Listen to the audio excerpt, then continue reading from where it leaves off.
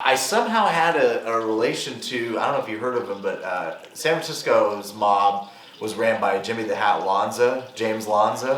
I think I've heard of because I got a relation to some, him somehow. Somehow, okay. Yeah, and I don't know how, but his mob, it was exactly what you would think about a San Francisco Mafia. It was like, he's like, yeah, he's pushing drugs, but it's like in boxes of wine and olive oil. Oh shit! It's like more upscale. He's not like bumping people off or anything. It's like it wasn't very violent. It was more just like hookers and drugs.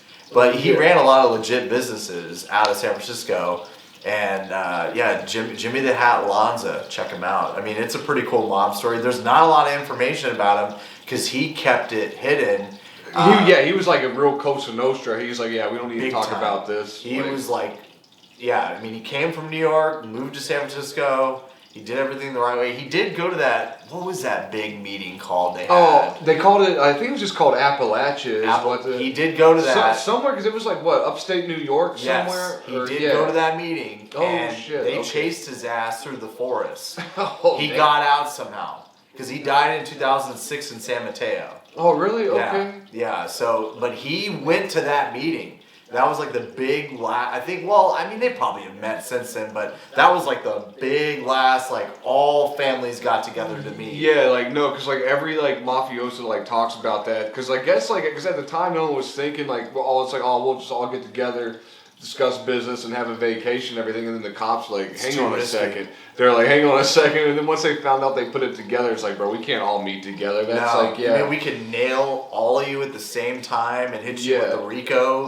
because you guys were dumb enough to go meet in the same fucking place. Right. Yeah. I don't think so. It's like, come on, man. That's crazy that he was there. Now I know, because I'm missing his last name, but I think it was Mickey something or other, Mickey Cohen or whatever was down in Los Angeles. Because like I said, I was researching some before this podcast, and I've listened to it before, but it was you have the 5 families in New York that everyone's kind of familiar, and that came about at the 20s into the early 40s or something that. Yeah. Before the Great Depression for sure. Yeah, but I was gonna say Cosa Nostra and all that's interesting because there's connections to New Orleans. There was a lot of Italian connection there for a minute. Then New York was big, but then it was after the 40s and everything, it spread out to where they ended up in the West Coast and like you said, Casino and Kansas City. They were big and all that.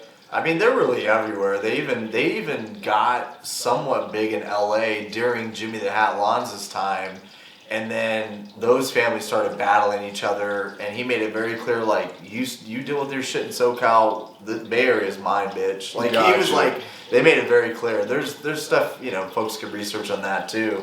But again, the stuff in California gets swept under the rug big time. That's why my dad flew under the radar. You can't find anything about my dad, Salvatore Francese, because one, again, he was really by marriage related to Michael, him and his brother John, who's a junior. They were obviously they're relatives, but my dad was more just brought into the Gambino crime family. He was made, and then I never got a chance to know him.